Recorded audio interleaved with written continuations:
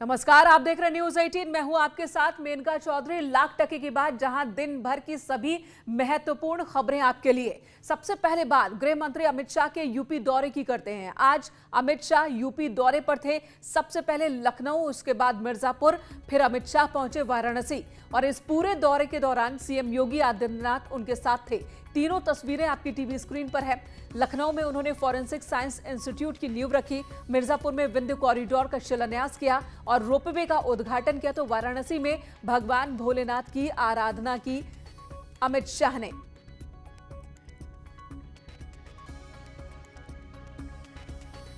मिर्जापुर में विंध्याचल धाम में बने रोपवे का गृहमंत्री अमित शाह ने उद्घाटन किया। इस रोपवे की आधारशिला अखिलेश यादव सरकार में रखी गई थी, जो योगी सरकार में बनकर तैयार हो गई, जिसको जनता के लिए सरकार ने खोल दिया है।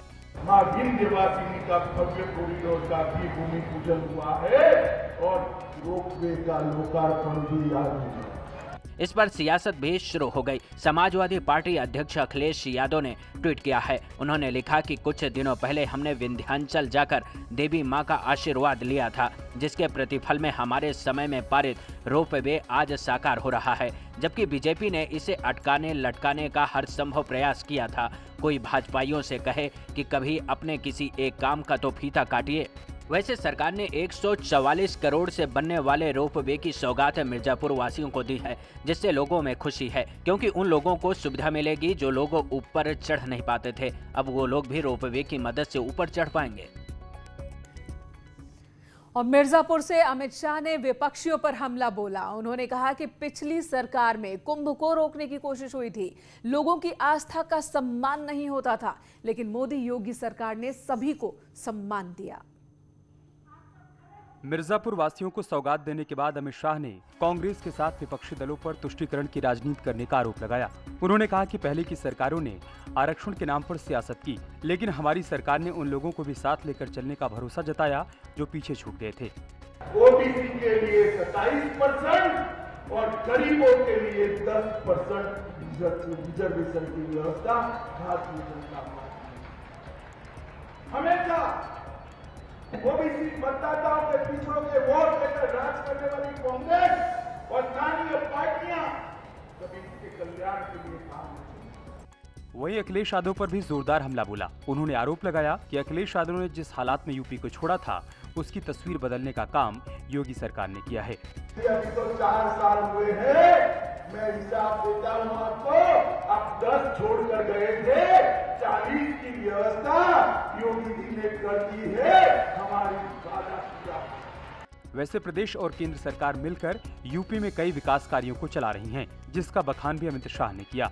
उन्होंने कहा कि पहले की सरकारों ने जो काम किया, उन सरकारों से अच्छा योगी सरकार ने काम करके दिखाया। जब भी नेतृत्व यशस्वी होता है, निस्वार्थ भाव के साथ कार्य करता है, तो देश के बारे में सोचता है। 136 करोड़ लोग उसके परिवार के हिस्से होते हैं, लेकिन जब नेतृत्व स्वार्थी होता है, भ्रष्ट होता है, बेईमान होता है, वह केवल अपने बारे में सोचता है, अपने परिवार के बारे में सोचता है। और आजादी के बाद से लेकर के विभिन्न सरकारों में, केंद्र में हो या राज्य में, यही तो होता रहा है। आज अगर प्रदेश में सुरक्षा का वातावरण है, इसकी प्रेरणा किसकी है?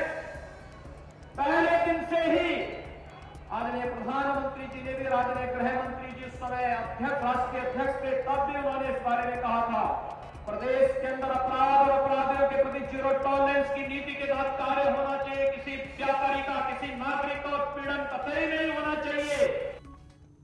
और इधर 5 अगस्त को लेकर सीएम योगी ने ट्वीट किया है। मुख्यमंत्री ने लिखा है कि 5 अगस्त को प्रधानमंत्री गरीब कल्याण अन्न योजना के अंतर्गत 90 लाख से 1 करोड़ लोगों को निःशुल्क राशन और बैग उपलब्ध कराया जाएगा। इतिहास में स्वर्णिम अक्षरों में अंकित ये तिथि बहुत ही महत्वपूर्ण है।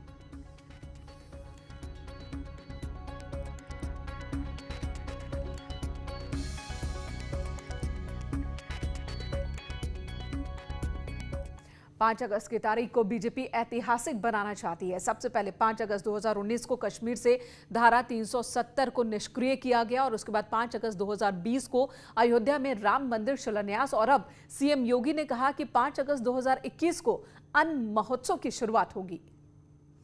चलिए अब बात कर लेते हैं अयोध्या में समाजवादी पार्टी की ओर से क्या कही जा रही है बात। समाजवादी पार्टी के एक दिव्यांग कार्यकर्ता ने महंगाई के खिलाफ अनोखा प्रदर्शन किया। दिव्यांग साइकिल पर बैठकर उन्होंने गरीबों को सरसों के तेल की बोतलें बांटी हैं।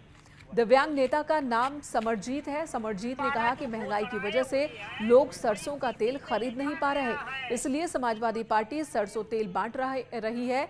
समरजीत ने कहा कि 2022 में समाजवादी पार्टी की सरकार बनेगी, ये दावा किया उन्होंने। महंगाई इतनी बढ़ गई है कि हमारे गरीब भाई भुखमरी की कगार पे पहुंच गए हैं और आज सरसों का तेल इतना महंग हो गया है कि गरीबों के घर सरसों का तेल जो है छौंकने को नहीं मिल रहा है। आज इसी उद्देश्य को लेकर हमने समाजवादी सरसों का तेल गांव-गांव बांटने का काम किया है। तो petrol, diesel, gas cylinder elections के दौरान इनकी चर्चा होती है। इस बार सरसों के तेल की भी हो रही है।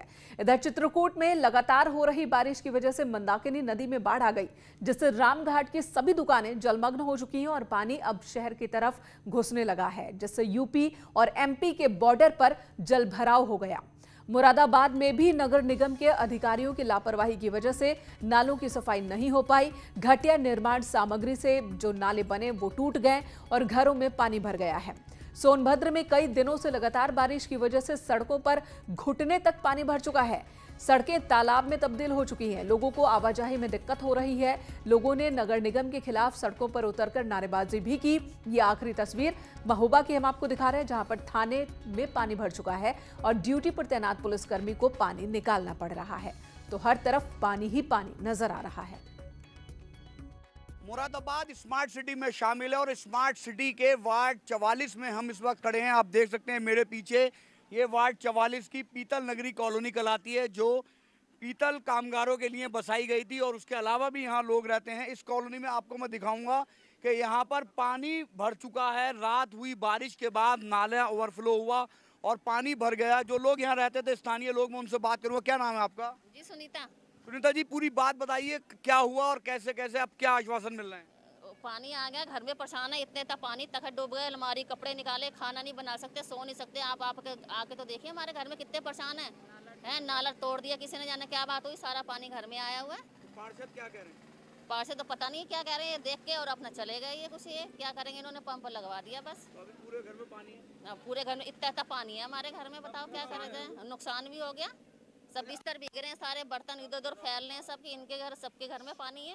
ये आप भी यहीं रहते हैं, आप ये बताइए कि कितना पानी भरा है घरों में, क्या हुआ है?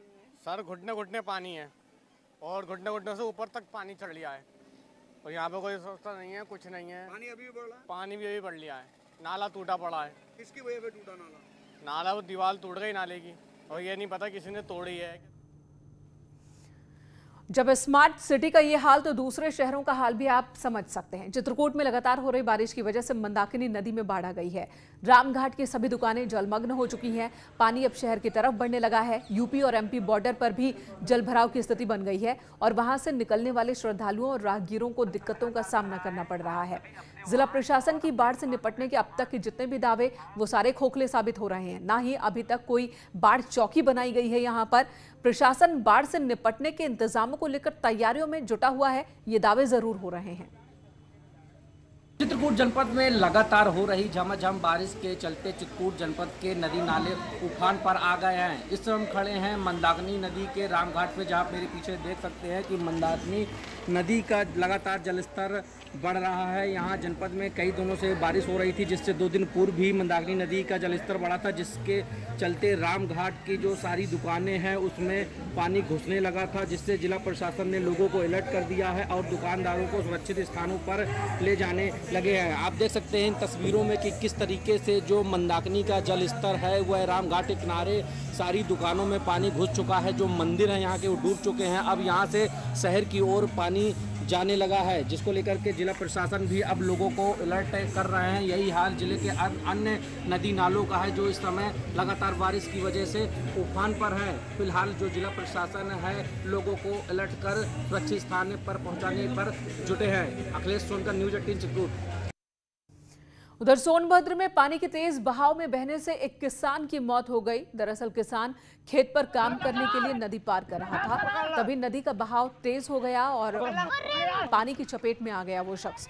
हालांकि आसपास मौजूद लोगों ने उसे बचाने की कोशिश की, लेकिन पानी की रफ्तार ज्यादा होने की वजह से सभी कोशिशें नाकाम साबित हुई। तस्वीरों में भी आप देख सकते हैं किस तरह से हाथ देकर बचाने की कोशिश ये लोग कर रहे हैं, लेकिन किसान बहता चला गया और किनारे खड़े लोग उसे पकड़ पाने में नाकाम रहे।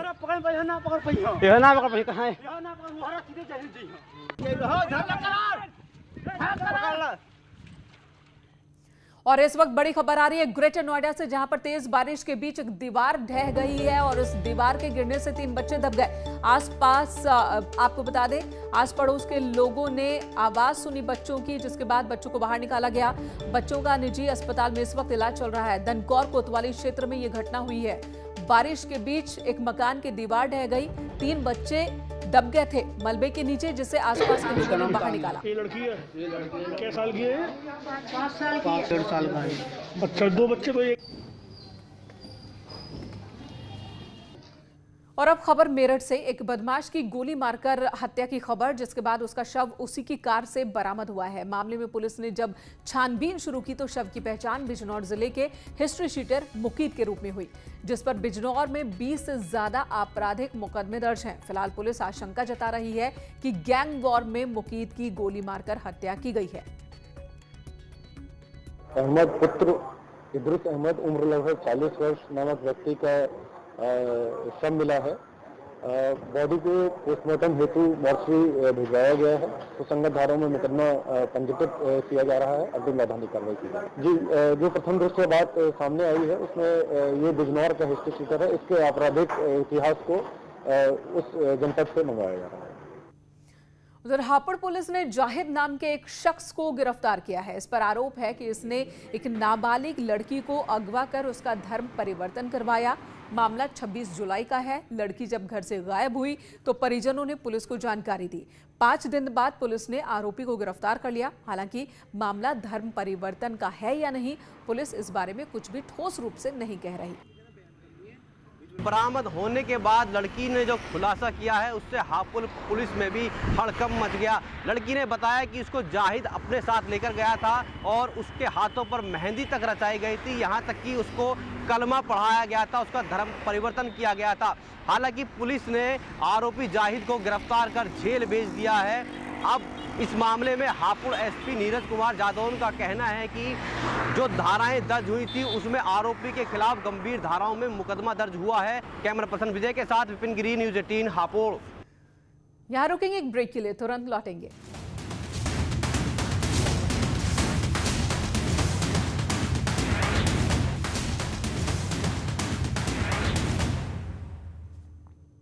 नोएडा की फेज 2 पुलिस ने एक नाबालिग लड़की को बहला फुसलाकर भगा ले जाने और उसके साथ रेप की वारदात को अंजाम देने वाले बदमाश को गिरफ्तार कर लिया है। आरोपी ने 21 जुलाई को इस वारदात को अंजाम दिया था, जिसके बाद 25 जुलाई को लड़की को बरामद कर लिया गया था।